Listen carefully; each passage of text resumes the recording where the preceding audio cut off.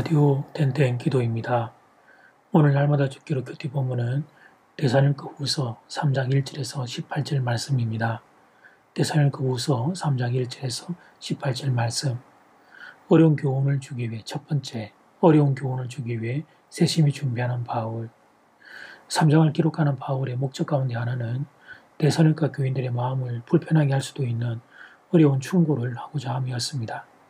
그러나 바울은 지혜롭고 조심스러운 사람이었습니다. 특별히 교회 안에서 제기되는 불미스러운 일에 대하여 충고를 할 때는 자신의 충고나 비난이 일방적인 비판으로 받아들이지 않도록 주의를 기울였습니다. 왜냐하면 이 같은 충고를 주는 목적도 잘못을 지적하는 게 아니라 성도를 온전히 회복시키고 교회를 화평하게 만드는 데 있는 것이기 때문이었습니다. 바울은 필요하면 잘못을 지적하고 충고하는 일에도 주저함이 없는 사람이었지만 동시에 상대방의 장점을 칭찬함으로써 상대방의 마음을 고무시키는 일에도 주저하지 않는 사람이었습니다. 바울은 데살로니가 교회 성도들의 잘못된 부분을 지적하기에 앞서 이들이 자신의 지적을 오해하지 않도록 세심한 준비 작업을 합니다. 우선 4절에서 바울은 데살로니가 교인들의 태도를 칭찬합니다. 너희에 대하여는 우리가 명한 것을 너희가 행하고 또 행할 줄을 우리가 주 안에서 확신하노니. 바울은 지난날 그들에게 준 명령을 충실히 준행했음을 칭찬합니다. 그런데 바울의 칭찬은 여기서 그치지 않습니다. 바울은 이들이 또 행할 줄을 확신하고 칭찬합니다. 곧 과거의 뿐 아니라 앞으로 주어질 명령에 대해서도 순종할 것으로 믿고 미리 칭찬을 합니다.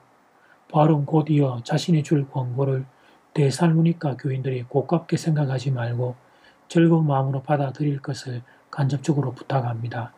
이렇게 해서 바울은 데살로니가 교인들이 칭찬을 듣는 가운데 새로운 권고를 받아들일 수 있도록 마음의 준비를 시킵니다. 이와 같은 바울의 세심한 태도는 오늘 목회자들과 성도들에게 좋은 모범이 될 수 있습니다. 한번 책망을 하기 전에 10번 기도하라는 말이 있는데 특히 책망을 해야 할 때 바울이 보여준 것과 같이 상대방에 대한 세심한 배려를 할 줄 아는 태도를 배워야 하겠습니다. 사람이 사람과 더불어 산다는 것은 이토록 애를 많이 써야 하는 일입니다. 흑백 논리로 극단적으로 사는 것이 아니라 이해를 갖추어 서로를 대해야 합니다. 고민을 할 때도 먼저 상대방의 마음을 살피는 바울을 통해 중요한 관계의 교훈을 배우게 됩니다. 두 번째, 문제의 형제들에 대한 권고. 바울은 11절에 이르렀어야 비로소 자신이 하고 싶었던 충고의 핵심을 말합니다. 곧 바울은 문제가 되는 성도를 거론하며 경고합니다. 우리가 들은 적 너희 가운데 게으르게 행하여 도무지 일하지 아니하고 이를 만들기만 하는 자들이 있다 하니 이런 일을 하지 않으니까 시간이 많을 것 아닙니까? 그러니까 그 남은 시간에 끼어들 일, 끼어들지 말아야 할 일을 가리지 않고 참견하고 돌아다닌 것입니다. 이들은 재림의 때가 임박했기 때문에 자신들은 차원 높은 영적인 일에 몰두해야 하며 그런 영적인 일에 몰두하지 못하는 다른 교인들이 자신들의 생활비를 충당하는 게 마땅하다고 주장하면서 돌아다녔습니다. 그리고는 영적인 권고를 한다고 하면서 재림의 때가 되었다고 하면서 자기들만 영적인 비밀을 알고 있다고 말하면서 여기저기 말하고 다니니까 교회가 어지러워졌습니다. 마침내 바울은 이들에게 쓸데없는 참견을 중지하고 조용히 일을 하며 생활비를 벌라고 권고합니다. 12절 말씀. 이런 자들에게 우리가 명하고 주 예수 그리스도 안에서 권하기를 조용히 일하여 자기 양식을 먹으라 하노라. 그러나 바울은 문제의 형제들 가운데 완고하여 끝까지 권고를 들으려고 하지 않는 성도들도 있을 수 있음을 얘기를 하면서 그런 경우 어떻게 처리해야 하는지를 말합니다. 우선 바울은 13절에서 문제의 형제들을 제외한 다른 성도들에게 이렇게 권고합니다. 형제들아, 너희는 선을 행하다가 낙심하지 말라. 선을 행할 때 낙심하지 말라는 이 말씀은 이 세상에서 선한 삶을 영위하고자 하는 모든 성도들이 유념해야 할 보편적인 교훈입니다. 그런데 특별히 이 권고는 이 문맥에서는 권고를 받아들이지 않는 완고한 성도들과 관련이 있습니다. 곧 이들을 설득시켜 바른 삶을 갖도록 하는 것은 쉬운 일이 아니라는 것입니다. 자칫하면 그들에게서 미움과 공격을 받을 수 있는데 끝까지 인내하는 가운데 설득하는 일을 포기하지 말라는 것입니다. 물론 잘못된 것은 잘못된 것임을 분명히 알게 해야 합니다. 경우에 따라서는 잘못된 행동을 계속 고집할 상황에는 그것을 고칠 때까지 교회 안에서 수혜를 경험하게 할 수도 있습니다. 이래도 받아주고 저래도 받아주는구나. 아무렇게나 행동해도 교회는 다 받아주는구나. 그런 인상을 주는 것은 바람직하지 않습니다. 이들로 하여금 마음의 부끄러움과 그리고 잘못을 깨닫도록 그렇게 느끼도록 해야 합니다. 그래서 자신의 잘못을 깨닫고 회개하며 바른 길로 나오도록 도와주어야 합니다. 그런데 이런 경우라도 원수처럼 생각하지 말고 형제같이 구원하라고 바울이 15절에서 권고합니다. 그래서 어려운 것입니다. 쉽게 할 수 있는 일이 아니기 때문에 어려운 겁니다. 문제가 된 형제의 잘못을 용인하지 않으며 잘못은 분명히 잘못이라고 말을 하면서 그러면서 그 사람을 포기하지 않고 계속 설득한다는 일이 얼마나 힘들겠습니까? 그런데 그 힘든 길을 가달라고 바울이 부탁하고 있는 것입니다. 이제 첫 번째 기도 시간입니다. 받은 말씀과 개인 기도 제목을 가지고 함께 기도하는 시간입니다. 이 시간 다 함께 마음을 모아 주님 앞으로 나아가겠습니다.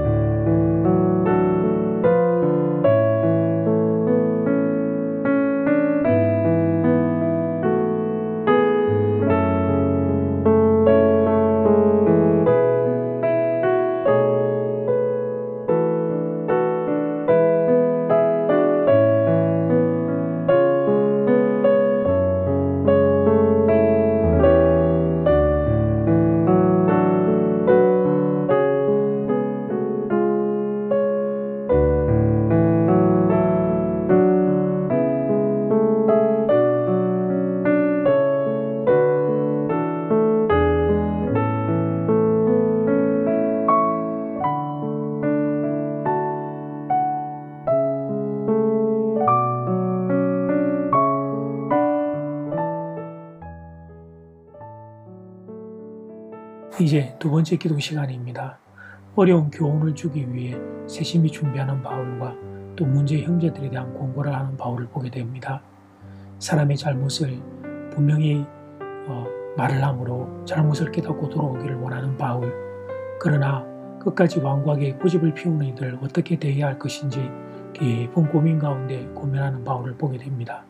말씀의 교훈을 가지고 이 시간 다 함께 마음을 모아 기도드리겠습니다.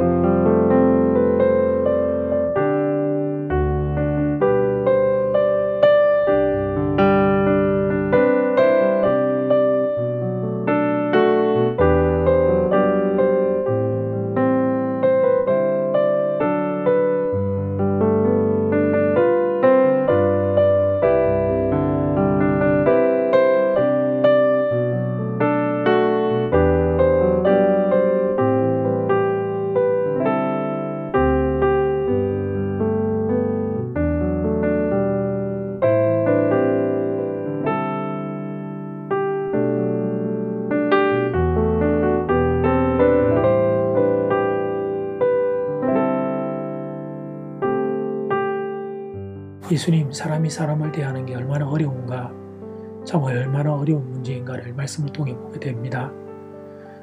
그래서 교훈의 말씀을 주기 전에 먼저 그 마음들을 만지고 위로하는 바울을 보게 되고, 또 문제의 형제에 대한 권고를 하는 바울도 하나님 보게 됩니다. 하나님, 그리고 그러면서도 그들의 잘못을 분명하게 이야기하되 끝까지 그들이 회개하고 돌아오기를 또 기다리는 그런 하나님 부탁도 보게 됩니다. 본문을 통해 성도들을 권고하고 권면하는 그런 바울의 마음을 배워서 하나님, 우리도 정말 이 더불어 함께 사는 공동체 안에서 하나님이 주시는 지혜로 서로 격려하고 권면하며 또 아버지 하나님 설득하며 그렇게 하나님의 사람들로 또 세워져 갈 수 있도록 우리들 모두에게 힘을 더해 주시기를 간절히 소원합니다. 한 주간을 살아야 되는 성도들의 삶의 자리 가운데 주의 성령이 동행하시고 지켜주시옵소서. 예수님 이름으로 기도드립니다. 아멘. 이제는 각자 개인적으로 기도하시면 되겠습니다. 평안한 밤 되십시오.